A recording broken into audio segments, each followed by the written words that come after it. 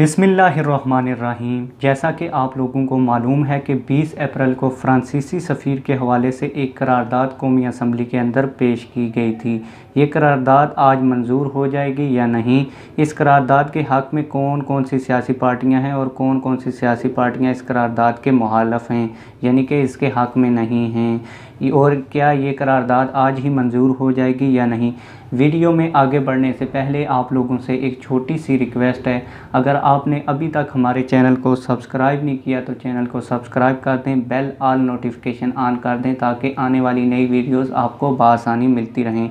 सबसे पहले अगर बात करें सबसे बड़ी सियासी जमात पीटीआई की, जिसने टीएलपी के साथ मुआहिदा किया था, इसके कुछ वज़ीर इसके हक़ में हैं और कुछ लिबरल जैसा कि फवाद चौधरी जैसे लोग इस करारदाद के मुखालिफ हैं। यानी कि अगर मैं ये कहूँ कि पीटीआई की क़यादत और इसके वज़रा में इस हवाले से शदीद इख्तलाफात पाए जा रहे हैं। पीटीआई के लोग इस वक्त दरमियान में फंस चुके हैं। अगर करारदाद के हक़ में वोट देते हैं तो बैरूनी यार नाराज़ हो जाते हैं, और अगर इसके मुखालिफ जाते हैं तो नामूसे रिसालत के गद्दार ठहरते हैं।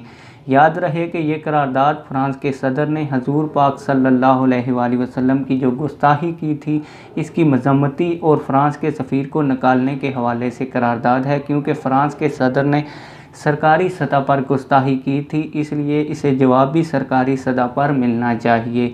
इस करारदाद के हवाले से दो पार्टियों ने इसकी खुलकर हमायत का ऐलान किया है। इनमें से एक जमात इस्लामी है जिसकी एक सीट है कौमी असम्बली के अंदर, और जमीयत उलमाए इस्लाम जिसकी 8 सीटें कौमी असम्बली में हैं।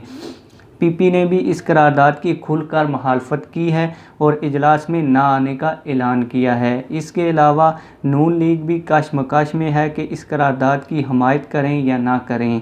ये वीडियो देखने के बाद आप लोगों को तमाम पार्टियों की नामूस रसालत के हवाले से कमिटमेंट्स पता चल गई होंगी। अब बात करते हैं कि आज करारदाद पर वोटिंग हो जाएगी कि नहीं। मेरे तजिए के मुताबिक अगर मैं आपको बताऊं तो मुझे बहुत मुश्किल लगता है कि आज ये असम्बली में जो करारदाद है मंजूर हो जाए या इसकी वोटिंग हो जाए। आपने देख लेना है कि अपोजिशन और हुकूमत आपस में शोर शराबा करेंगी और फिर इस इजलास को मुलतवी कर दिया जाएगा 2-3 दिन के लिए, क्योंकि हुकूमत और अपोजिशन ये नहीं चाहती कि ये करारदाद मंजूर हो। देख लेना है आपने, अभी इजलास शुरू होगा तो आप देख लेना कि किस तरह हंगामा आराई की जाएगी।